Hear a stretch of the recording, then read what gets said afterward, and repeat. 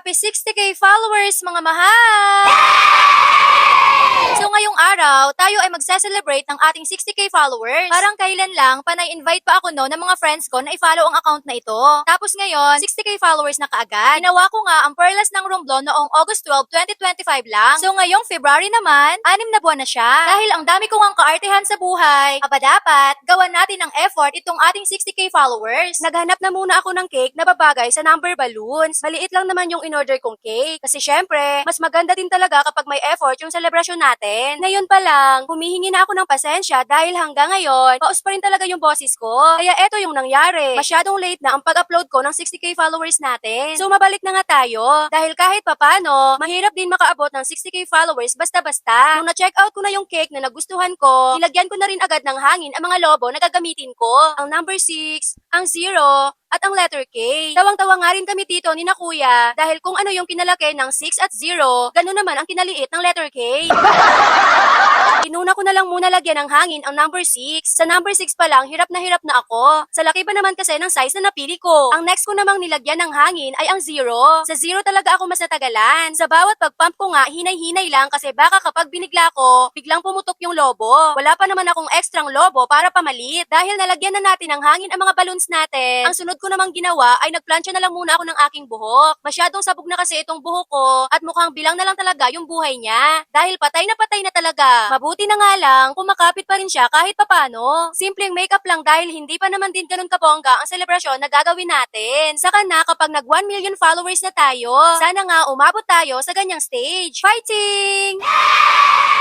Habang pinapaunat ko nga yung buhok ko, dumating na rin itong asawa kong hilaw galing sa trabaho. So pinagpahinga ko na muna siya saglit. At pagkatapos niya magpahinga, niyaya ko siyang bumaba para bumili ng iilang maiinom, kagaya ng alak at soft drinks.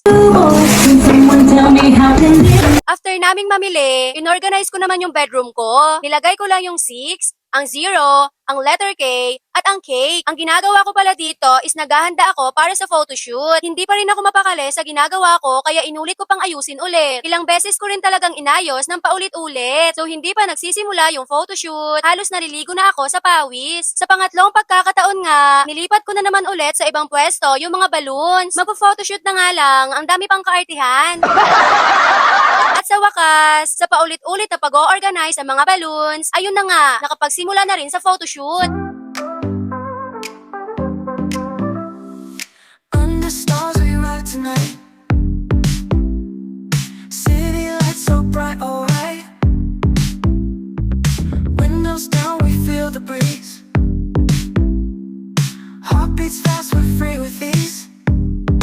After ng photoshoot, inartihan ko na naman ulit. Kinunan ko lang ng larawan ang 60K. Ang cake na rin syempre. Bawal nating kalimutan yan. And ang selfie-selfie na rin. Sa dami nga ng aking kaartihan sa araw na ito, parang gusto ko na lang talaga sapakin yung sarili ko. Pagkatapos ko naman mag-photoshoot, dumating na pala yung in-order kong samgyup. Sina kuya na yung pinasuyo ko mag-prepare at mag-organize sa table. Anyway, kasama nga pala namin mag-celebrate ang isang friend ng kuya ko, si Mami Rica. Pareho po silang kuya ko na, mga ate ko pa. Habang tinatapos nila ang pag-ready, ang tulong naman na ginagawa ko ay ang ilagay na yung grill na gagamitin namin. Wala kasi kaming sariling pang sanggupsal grill, kaya yung gagamitin na lang namin ay yung pamprito namin dito sa bahay. Nilagay ko na rin sa likod yung 60K para habang kumakain kami, nakikita at nararamdaman din ng aking mga followers ang selebrasyon. Dapat kasama rin namin mag-celebrate yung isa kong ate na nakatira sa Imus, Cavite. Hindi siya nakapunta dahil busy din siya sa mga oras na yan. So ang ending, kaming apat lang ang nakapag-celebrate ng 60K followers ko dito sa bahay. Ang aking asawang Chinese na hindi singkit, ang aking kuya na may pagkaate, at ang kanyang isang friend na si Mami Rica. Para sa akin, hindi ko matatawag na celebration ang isang event kapag walang beer. So kumuha na muna ako ng beer at kinuhaan ko na rin sina kuya. Pero yung beer na iinumin muna namin for today's vid ay flavored beer muna. Dahil gustong gusto ni kuya na siya na ang magluto, hinayaan ko na lang muna siya sa kanyang ginagawa. Nakikita nyo naman na mas nag-e-enjoy pa siyang mag-grill ng mga karne kesa sa kumain. Again and again, happy 60K followers, mga mahal!